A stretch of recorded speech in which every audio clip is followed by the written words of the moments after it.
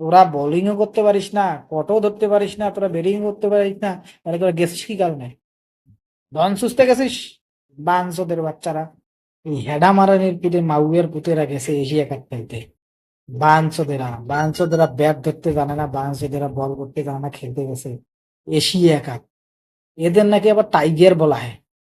এদের তো এদের তো টাইগার না, এদের তো রাখা দরকার যে সিকিয়া কিংবা ইঁদুর ইঁদুর। হেডা মারানির ভিতরা ব্যাট করতে নেমে ডাবল জিরো ডাবল মেডেল খায়।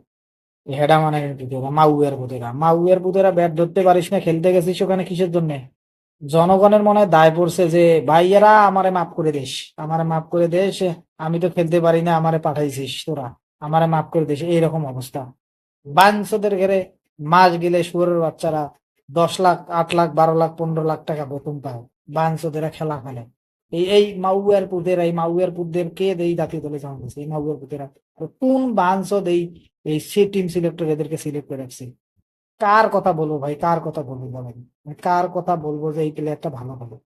দেখেন, শুরু করেছে ওপেনিং জুটিতে পারভেজ হোসেন ইমন এবং তানভীর হাসান তামিম। দুইজনে কি করছে? ডাক। দুইজনের ডাক তো খাইছে খাইছে, আবার মেডেন দিছে। এরপরের অবস্থা কি বলবো? লিটন দাস যাই হোক গত ম্যাচে ভালো খেলেছে, কিন্তু আজকে তেমন সুবিধা করতে পারেননি। তারপরে আছে আমাদের বিখ্যাত ঢাবিয়ান তৌহিদ হৃদয়। এই বাঞ্চোদের কে দল সামলায়? এই বাঞ্চোদের কারণে প্রতিটা ম্যাচ ব্যাকফুটে চলে যেতে হয় বাংলাদেশের। বাংলাদেশ যাই হোক যতটুকুই খেলুক না কেন, একটা তৃপ্তি মাঝে মাঝে আসে, যদিও হতাশা করে। কিন্তু এই মাউয়ের পুত কোন যোগ্যতায় চান্স? নিশ্চয়ই এই মাউয়ের পুত হচ্ছে টিম সিলেক্টর, এর বেতনের অর্ধেক দেয়, না হলে তো এরকম হওয়ার কথা না। প্রতিদিনেই সে হচ্ছে ফ্লপ। এই ফ্লপ প্লেয়ার কেন আমি এই দলে রাখবো? তারপরের অবস্থা কি বলবো? পুরা ম্যাচ শেষ হয়ে যায় মাত্র 139 রান করে এরা, অথচ উইকেট দিয়েছে 5টা। বলেন, এই বর্তমান টি-20 যুগে 140 50 60 70 এটা কোনো রান?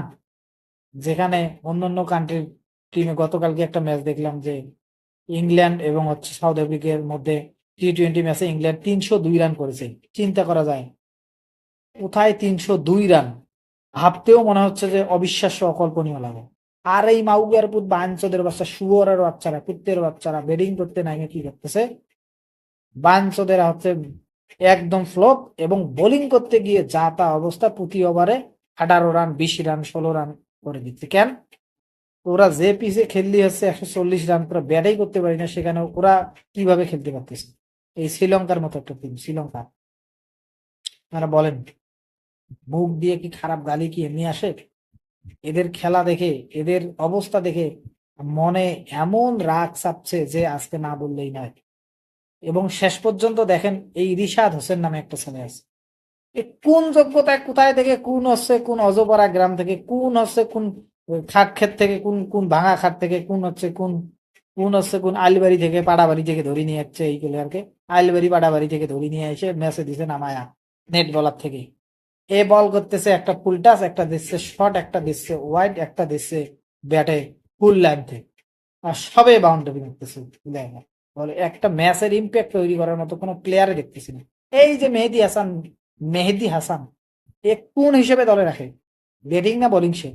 এই বাহানচোদ কট মিস করলে সেই প্লেয়ার 9 বলে ছিল 1 রান, সে শেষ পর্যন্ত কি করলো? দেখলাম যে 15 বলে তার রান হয়ে গেছে 32 রান। বলেন, তোরা বোলিংও করতে পারিস না, কটও ধরতে পারিস না, তোরা ব্যাটিং করতে পারিস না, তাহলে তোরা গেছিস কি কারণে? ধন সুস্থে গেছিস? বাঞ্চোদের বাচ্চারা, মাউয়ার পুত, শুয়োরের বাচ্চারা, এইভাবে এই দেশের এই ক্রিকেটটারে হুং মারা ফেলে দিই, হুং মারে ফেলছে। হুক মারানির ভূতেরা, হেডা মারানির ভূতেরা।